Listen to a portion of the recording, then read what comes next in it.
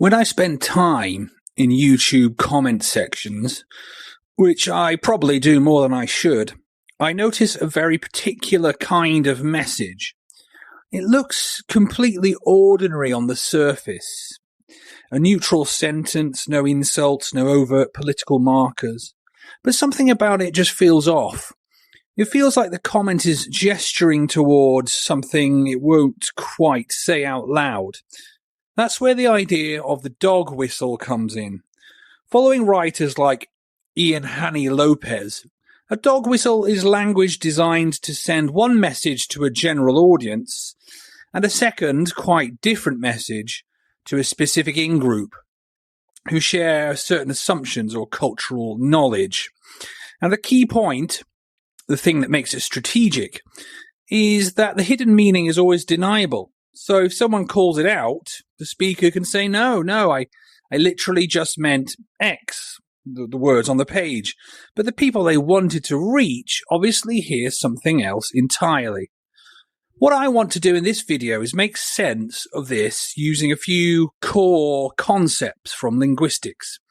These aren't sort of academic or exotic ideas. They're part of how ordinary communication works. Things we do every day without realizing. Dog whistles simply lean on them in a very particular way. Let me start with the idea of presupposition, something rooted in the work of scholars like Laurel, Brinton, and further back, Gottlob, Frege. A presupposition is basically information the sentence treats as already known.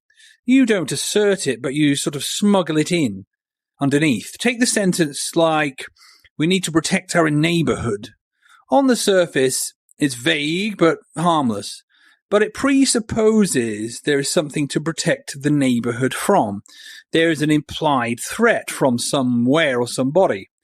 And crucially, the speaker doesn't have to name that threat. The in-group listener fills in that blank with whatever group or ideology or demographic they already associate with being dangerous. Another example might be, when did these people start taking over our schools? Here, the presuppositions do almost all of the heavy lifting themselves. There are these people. These people are engaged in taking over, and the takeover has already begun.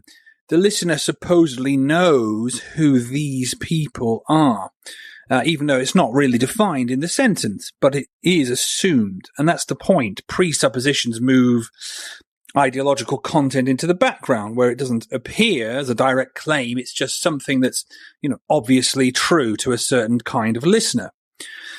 The second mechanism is implicature, from the Pragmatics work of Christ. Implicature is all about saying one thing and meaning another through context and shared conversational norms. For example, imagine somebody saying or describing a political candidate by saying, she is very articulate. The literal meaning is positive, but the implicature or implication may be something like, she's very articulate for someone like her. The hidden layer depends entirely on stereotypes the speaker expects the listener to share with them. Someone outside the in-group hears a compliment, on the surface, but someone inside hears a signal about race or class or education. The dog whistle exists in the implication then, not the actual wording. Another classic implicature-driven dog whistle is the phrase, I'm just asking questions. This is usually followed by a conspiratorial insinuation. I'm just asking questions, but don't you think it's strange how all these people suddenly moved into the neighborhood? Or don't you think it's strange that all these election results look suspicious? But I'm just asking questions. The speaker positions themselves as neutral, curious or reasonable, but the implication or implicature is clear. I believe the conspiracy, and I think you should too. The deniability, just asking, is built into the structure. The third mechanism I want to talk about is indexicality, which we owe to linguistic anthropologists like Michael Silverstein and Penelope Eckert.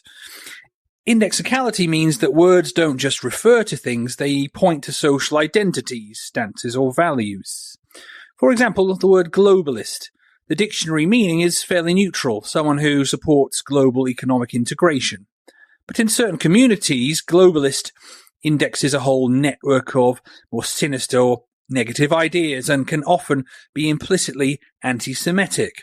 The word becomes a shorthand for a particular worldview, not a policy position. Another example is the word patriot. Literally, it means someone loyal to their country, but in some contexts, it indexes a very specific ideological stance, often one linked to exclusionary nationalism. If someone writes in a comment section, "Real patriots know what's going on," the indexical meaning is doing the heavy lifting. They're not talking about patriotism broadly, they are summoning a whole political identity which those listening or reading will understand. And then there's traditional values. Again, perfectly neutral on the surface, but in certain contexts, it indicates or indexes anti-LGBTQ sentiment or strict gender hierarchies. The phrase becomes a coded signal to those who share those views without being legible to others. The fourth mechanism is intertextuality, a concept attributed to Julia Kristeva, and extensively used in discourse analysis by Norman Fairclough and others. Intertextuality refers to the way texts reference other texts, and online this happens constantly through memes, catchphrases, and emojis. Take the term NPC. To an outsider, it's just gaming slang, a non-playable character.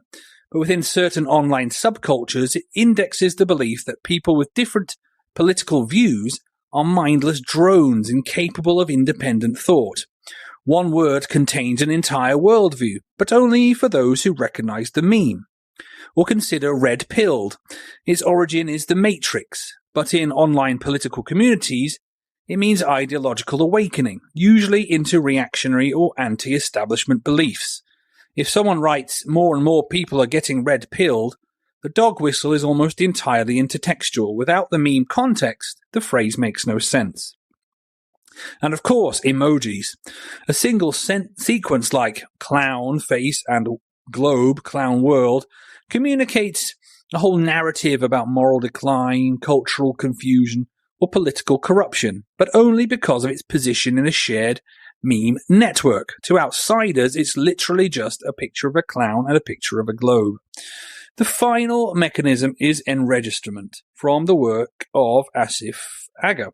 Enregistrement is when a set of linguistic features becomes recognized as a distinct style associated with a particular group. When I see a comment containing, for example, NPC or based, snowflake, virtue signaling, plus maybe some American flag emojis or the clown world sequence emojis, I'm not seeing unrelated bits of online slang. I'm seeing an enregistered style, a bunch of linguistic markers that signals alignment with a particular ideological identity.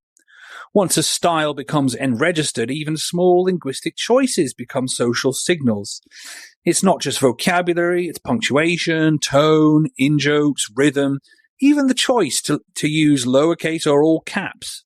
Entire identities can be projected through a few bits of language. Dog whistles flourish in this environment because the style itself carries meaning. And this really is the key point. All of these mechanisms, presupposition, implicature, indexicality, intertextuality, enregistrement, are normal parts of language. You and I use them every day without even realizing. Dog whistles simply leverage them strategically, often to smuggle ideology into what looks like, on the surface, a neutral sentence. For me, understanding these mechanisms helps explain why some comments feel heavy, even when nothing explicit is said. The meaning isn't in a single word, it's in the network of assumptions, associations, and cultural references the language quietly activates. And once you start noticing how these patterns work, you begin to hear the second layer that was always there underneath.